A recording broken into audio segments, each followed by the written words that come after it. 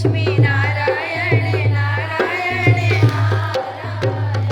हरि हरि नारायण नारायण नारायण जय हो नारायण नारायण नारायण बोल लक्ष्मी नारायण भगवान की जय। कथा याद है? आपकी कथा दीदी बताइए कल कथा। भाई याद होगा तभी तो आगे की। जलंधर के घर में भगवान विष्णु निवास करने लगे थे और शिव जी उसके बाद एक अध्याय और हुआ था। उसके कैलाश पर जाएंगे। शिव गौरा जी को पसंद करने लगा था वो जलंधर। शिव गौरा जी शिव को नहीं, गौरा जी को। हाँ कैलाश पर जाएगा।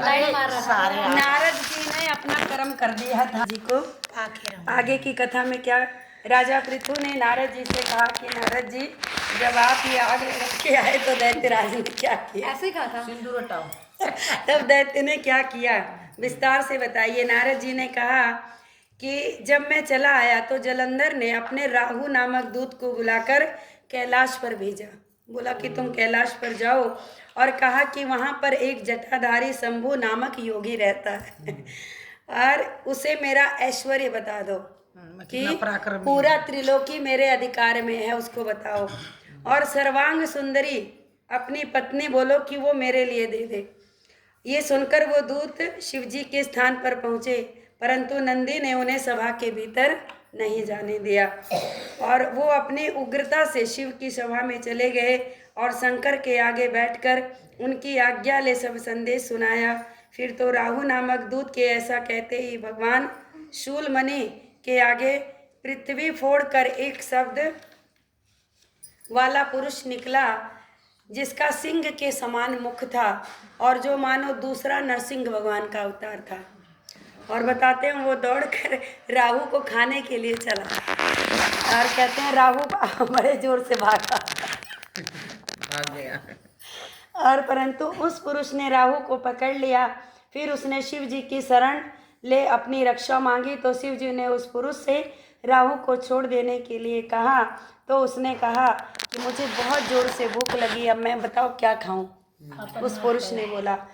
तब महेश्वरी ने कहा कि यदि तुझे भूख लगी है तो अपने ही हाथ पैरों का भक्षण कर ले। अच्छा कर मिल गया वो। हाँ पहले खाने लगते थे ऐसे।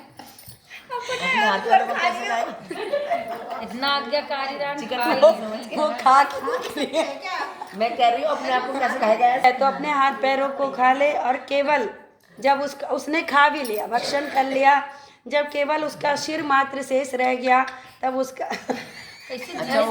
ऐसा कृत्य देख करके शिवजी प्रसन्न हो गए कि वाह इतना आज्ञाकारी।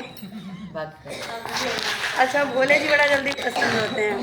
अब प्रसन्न हो गए और बोले कि तू इतना आज्ञाकारी है, तूने मेरी बात को मान लिया और अब आज से कहते हैं कि तू मेरा प्रिय गण है और तेरी पूजा सबसे पहले होगी। और कहते हैं जो तेरी पूजा नहीं करेंगे वो मुझे भी प्यारे नहीं होंगे।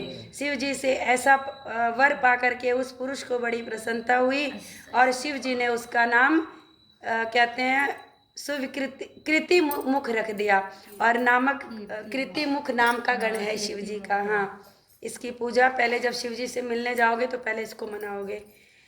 बोल तुलसा सालिक राम भगवान की।